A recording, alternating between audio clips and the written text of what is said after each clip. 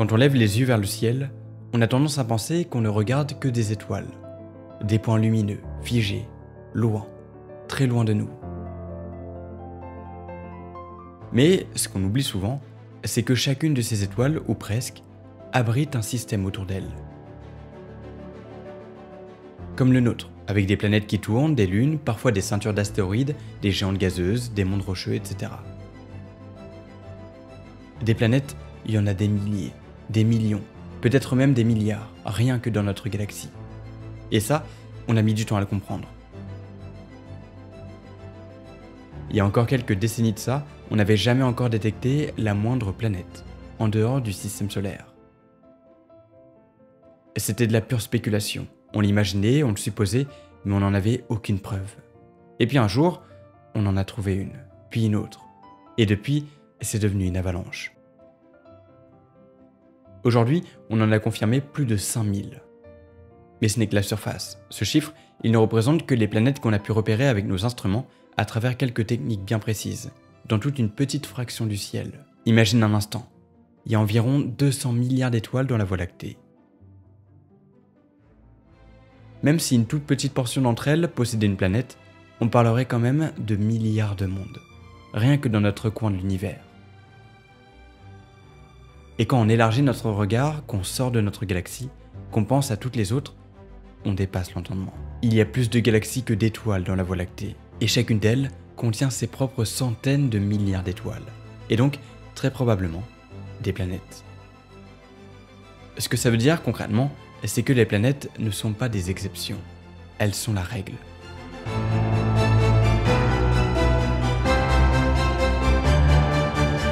Le cosmos est rempli de mondes, à des températures folles, dans des environnements hostiles, ou peut-être, parfois, dans des zones plus calmes, plus douces, où les conditions pourraient ressembler à ce qu'on connaît ici. On n'en sait rien encore, mais ce qu'on sait, c'est qu'on nage dans un océan de planètes, et ça change tout. Parce que si les planètes sont partout, alors la vraie question, ce n'est plus est-ce qu'elles existent. La vraie question maintenant, c'est comment est-ce qu'elles se forment? D'où est-ce qu'elles viennent? Qu'est-ce qui détermine leur taille, leur composition ou même leur orbite? Comment une étoile peut accoucher d'un système complet, avec parfois des dizaines de corps en gravitation autour d'elle? Et c'est justement ce que les chercheurs essaient de comprendre aujourd'hui, grâce à des nouvelles observations et des modèles de plus en plus fins. Alors, on va plonger dans cette question vertigineuse, celle de la naissance des planètes. Et pas juste celles qu'on connaît déjà, pas juste les 5000 cataloguées dans nos bases de données, mais toutes les autres. Celles qu'on ne voit pas encore, celles qui sont en train de naître, et peut-être, quelque part, celles où la vie est en train d'émerger. Bonjour à tous et bienvenue dans cette toute nouvelle vidéo que je suis très content de vous faire aujourd'hui. Aujourd'hui, on va aller un petit peu plus loin que d'habitude, on va aller carrément au cœur de la naissance des planètes. C'est un sujet que j'aime beaucoup, d'autant plus que j'étais allé à ALMA, donc c'est un observatoire au Chili, pour ceux qui ont vu mon documentaire. Et en fait, on avait vu ensemble la naissance des planètes et c'était hyper intéressant. Mais cette fois-ci, on va aller encore plus loin et on va approfondir tout ça. Et pour ceux qui sont actuellement en train de regarder ou d'écouter cette vidéo, j'ai une belle surprise pour vous. Sachez que dès maintenant, mes vidéos YouTube sont aussi disponibles sur Spotify. En fait, Spotify se lance aussi dans la vidéo et donc là-bas, vous aurez mes vidéos un jour avant leur sortie sur YouTube. Donc pour ceux qui veulent un petit peu d'avant-première, eh bien vous pouvez aller voir sur Spotify. Pour me trouver, vous avez juste à taper Zebrolos sur Spotify. Sinon, vous pouvez aussi scanner ce QR code là où vous avez les liens en description et en commentaire épinglé. Alors merci infiniment à tous ceux qui iront me soutenir là-bas, c'est un tout début pour moi sur cette plateforme. Et pour ceux qui sont membres de cette chaîne YouTube, sachez que ça change rien pour vous, vous aurez toujours les vidéos une semaine avant, parfois plus en avant-première. Alors que sur Spotify, c'est juste un jour avant, mais c'est toujours cool. Et petite dédicace à WeDeez qui a rejoint la chaîne récemment, merci beaucoup à toi. Sur ce, on est parti. Tout commence dans une immense étendue de gaz. Pas une nébuleuse colorée comme on aime le montrer. Non, au départ, c'est un nuage froid, sombre. Un mélange d'hydrogène, d'hélium et de poussière. Un truc inerte, là, suspendu dans le vide, qui flotte depuis des millions d'années sans rien faire. Et puis, un jour, un déséquilibre. Peut-être une onde de choc venue d'une supernova voisine. Peut-être une collision avec un autre nuage, peu importe. Ce qui compte, c'est que cette perturbation fait que la gravité prend le dessus. Une zone du nuage devient un peu plus dense que le reste. Et cette toute petite inégalité suffit à tout faire basculer. Parce que plus c'est dense, plus ça attire, et plus ça attire, plus ça devient dense. C'est une spirale. Le gaz se contracte, lentement, silencieusement, dans une danse millénaire. Au centre, la matière s'écrase. Elle chauffe, elle tourne, et elle s'aplatit. Et c'est là qu'un disque se forme. Un disque de poussière et de gaz en rotation, autour d'un point central. Ce point, c'est une proto-étoile, un embryon stellaire.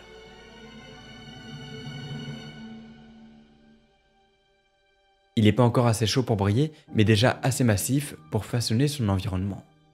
Et autour d'elle, le disque s'organise. Il s'étire, il tourbillonne et il se divise en zones, en structures, en vortex, et la matière commence à s'agglomérer. D'abord, ce sont des grains, minuscules, de la poussière de roche, de glace, de silicate. Puis des cailloux, puis des blocs. Et à force de collision, de fusion et de compression, certains deviennent de véritables embryons planétaires. Des objets de plusieurs kilomètres de diamètre, qu'on appelle des planétissimaux. Et ce sont eux, les briques de base. Certains s'entrechoquent et explosent, d'autres survivent. Et petit à petit, dans cette arène chaotique, certains prennent l'ascendant. Ils grossissent plus vite, leur gravité attire de plus en plus de matière. Ils deviennent des embryons géants, capables de balayer les alentours. On appelle ça l'accrétion, une sorte de course à l'engloutissement. Et ceux qui gagneront cette course deviendront des planètes.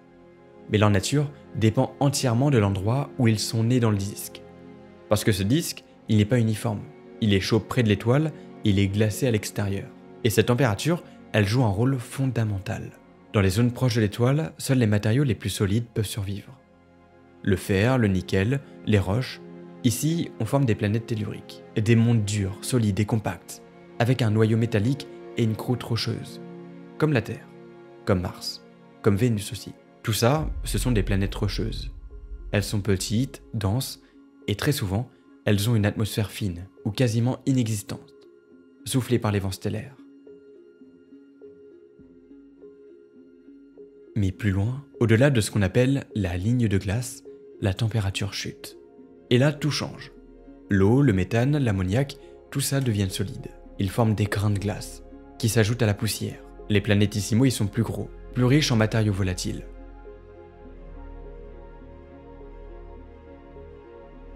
Et les embryons planétaires qui se forment dans ces zones extérieures peuvent atteindre une masse critique. À ce moment-là, ils deviennent capables d'attirer non seulement les solides, mais aussi le gaz. Et là, tout s'emballe.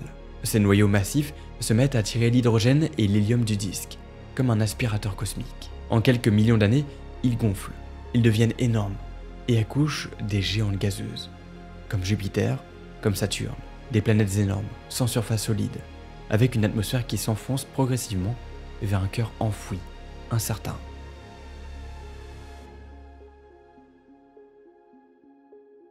Et parfois, ces géantes ne restent pas à leur place. Certaines migrent. Elles quittent leur orbite d'origine et s'approchent dangereusement de leur étoile. Et c'est là qu'apparaît un phénomène fascinant. Les Jupiters chaudes, des géantes gazeuses qui frôlent leur étoile à des distances si petites qu'une année complète, y dure que quelques jours. Leurs atmosphères sont brûlées par le rayonnement stellaire. Des vents supersoniques soufflent entre leurs faces jour et nuit.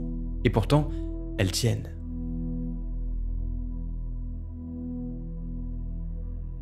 On pense que ces planètes n'ont pas pu se former aussi près de leur étoile. Elles ont probablement migré après leur naissance, poussées par des interactions gravitationnelles dans le disque ou avec d'autres planètes. Et puis, il y a aussi les super-terres, des planètes intermédiaires, plus massives que la Terre, mais pas assez pour être des géantes. On en trouve un peu partout. Elles peuvent être rocheuses, riches en eau, ou même enveloppées d'une épaisse atmosphère. Et elles sont étrangement fréquentes, beaucoup plus fréquentes que dans notre système solaire. Ici, c'est nous qui sommes peut-être l'exception.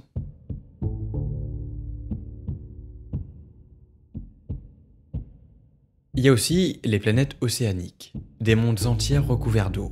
Alors c'est pas juste des océans comme chez nous, non, des profondeurs de plusieurs centaines de kilomètres.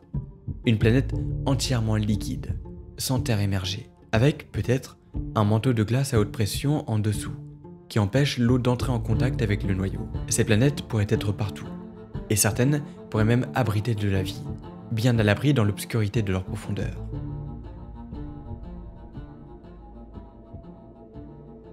Et c'est pas fini, il y a aussi des planètes gazeuses sans noyau, des géantes glacées comme Uranus ou Neptune, des mini-Neptunes, des planètes carbonées et des mondes errants qui flottent seuls dans l'espace, arrachés à leur étoile par des collisions ou des rencontres violentes. Et tout ça vient d'un simple disque de gaz et de poussière autour d'une étoile naissante. À partir des mêmes ingrédients de base, l'univers est capable de créer une diversité folle de mondes. Et aujourd'hui, grâce aux télescopes, aux spectrographes et aux missions comme Kepler, TESS ou bientôt Plato, on commence à peine à comprendre comment tout ça s'organise. Pourquoi certaines planètes deviennent rocheuses? Et pourquoi d'autres gonflent en géantes? Pourquoi certaines migrent et d'autres restent là où elles sont nées? Et surtout, on commence à voir un tableau. Pas encore complet mais déjà riche avec des tendances, des anomalies, des surprises, et ce qu'on découvre, c'est que notre système solaire n'est pas forcément la norme. Loin de là.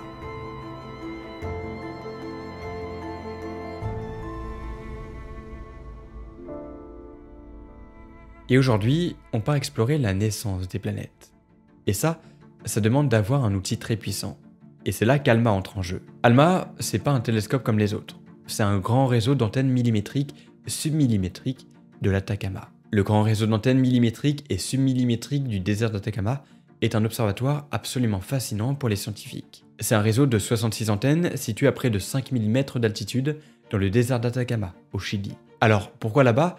Eh bien parce que c'est parfait pour capter des ondes millimétriques, celles qui viennent des objets froids de l'univers, comme des nuages de gaz ou des disques protoplanétaires.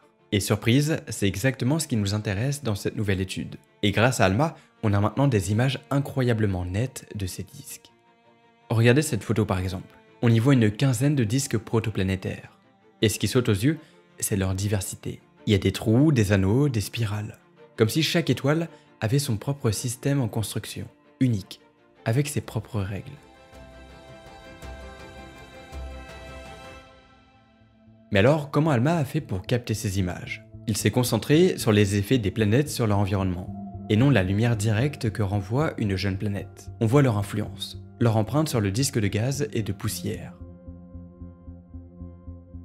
Les planètes perturbent le disque en se formant, et c'est ce qu'ALMA arrive à détecter. Et pour ça, les scientifiques ont dû développer une technique d'observation ultra précise.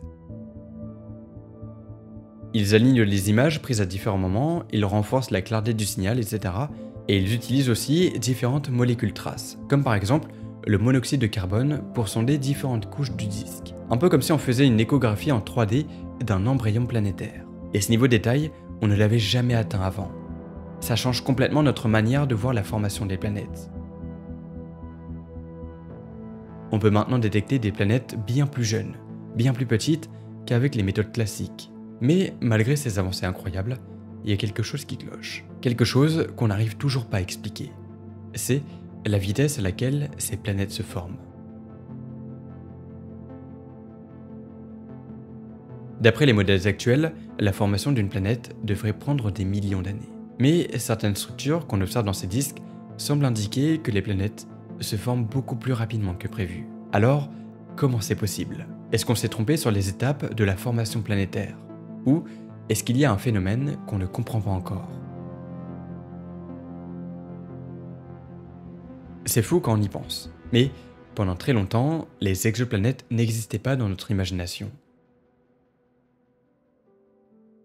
On se doutait bien qu'il y en avait ailleurs, que le Soleil n'était pas une simple exception, que les étoiles, ces milliards de points dans le ciel, n'étaient pas seules. Mais pendant des siècles, c'est resté une idée, une intuition, bref, rien de concret. Même à la fin du XXe siècle, les astronomes scrutaient le ciel sans jamais pouvoir les voir, trop petites, trop éloignées, écrasées par la lumière de leur étoile. À l'époque, on n'avait jamais observé directement une planète autour d'un autre soleil, pas une seule. Et puis, en 1992, tout a changé. Ce jour-là, ce n'est pas autour d'une étoile classique qu'on a trouvé les premières planètes, c'est autour d'un pulsar, un reste d'étoile morte qui tourne sur lui-même à une vitesse hallucinante qui émet des impulsions radio parfaitement régulières.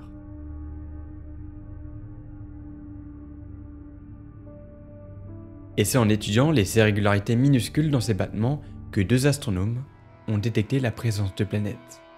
Des planètes qui tournaient autour d'un cadavre d'étoile. L'univers venait de nous dire regardez, il y a des mondes même là où vous n'imaginez rien. 3 ans plus tard, en 1995, c'est le choc. Cette fois, c'est une étoile normale. Une étoile de type solaire. Et autour d'elle, une planète géante, énorme, plus grosse que Jupiter, mais qui tourne si près de son étoile qu'elle en fait le tour en à peine 4 jours. C'était 51 Pégasi b, le tout premier Jupiter chaud.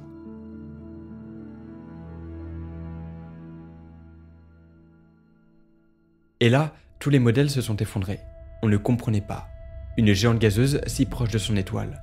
C'était impossible dans les théories de l'époque. On pensait que les planètes géantes ne se formaient que très loin de leur étoile, comme dans notre système solaire. Et pourtant, elle était là, bien réelle. C'était la première d'une longue série.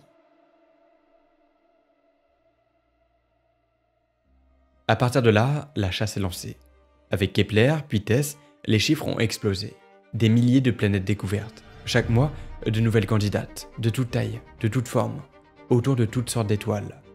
Et certaines à des centaines d'années-lumière. D'autres sont dans notre voisinage galactique. On en a même trouvé autour d'étoiles doubles, autour de naines rouges ou autour de géantes. Et aujourd'hui, on en connaît plus de 5000. Mais à chaque avancée, on a de nouvelles questions. Prenons les Jupiters chauds. Je vous en ai parlé un peu plus tôt. Ces monstres gazeux en orbite ultra courte et ultra proche. On ne sait toujours pas vraiment comment ils arrivent là. Se forment-ils loin et migrent-ils ensuite? Ou se forment-ils directement près de leur étoile, malgré la chaleur? Et même, comment ils résistent à ces conditions infernales? Certaines de ces planètes sont si proches de leur étoile qu'elles se font lentement évaporer, leur atmosphère arrachée en continu par le rayonnement stellaire. Ce sont des planètes en train de mourir, sous nos yeux. Et pourtant, elles sont là. Mais regardons maintenant les super-terres. Ces planètes un peu plus grandes que la nôtre qu'on retrouve partout ailleurs, sauf ici. Notre système n'en contient aucune. Mais pourquoi?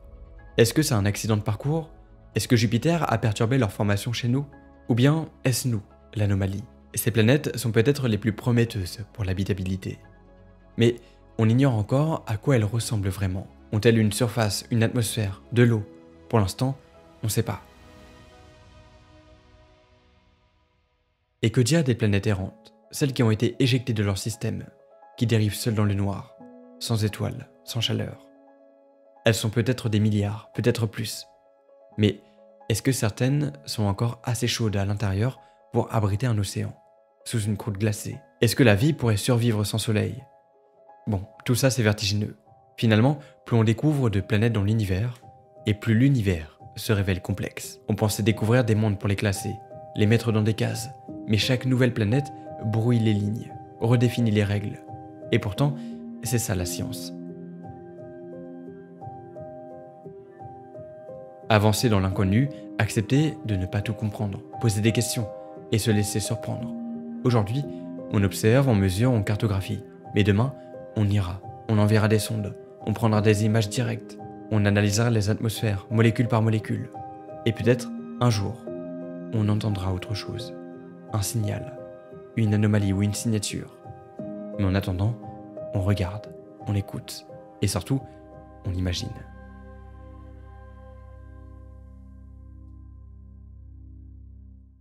Mais alors dans cette image, pourquoi c'est si étrange de voir des planètes se former aussi rapidement?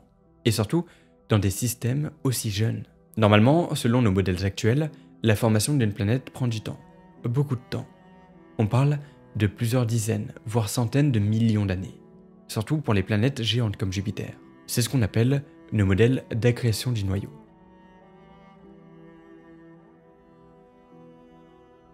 Alors l'idée, c'est qu'une planète commence par former un petit noyau rocheux en rassemblant de la poussière, puis des cailloux, puis des blocs plus gros. Et seulement une fois que ce noyau est assez massif, il peut commencer à attirer du gaz autour de lui, pour former une atmosphère. Et ce processus, il est lent. Mais là, ce qu'on voit avec ALMA, c'est autre chose. On observe des disques protoplanétaires jeunes qui présentent déjà des structures perturbées, comme si des planètes étaient déjà en train de modifier leur environnement. Alors que normalement, elles ne devraient pas encore exister à ce stade.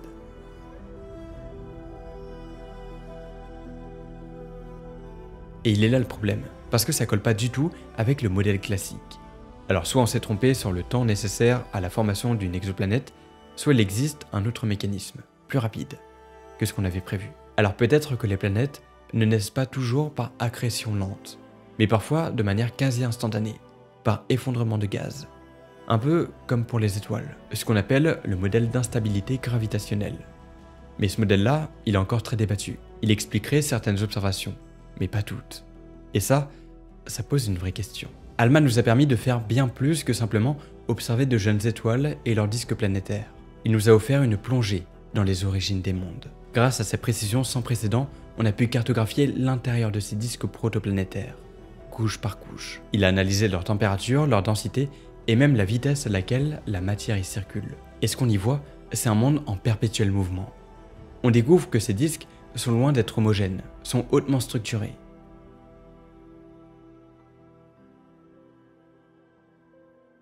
On y trouve des anneaux bien délimités, des tourbillons et parfois même des spirales instables. Mais aussi des trous, qui peuvent être révélateurs de la présence d'une planète. À ces échelles-là, on ne parle plus juste de turbulences.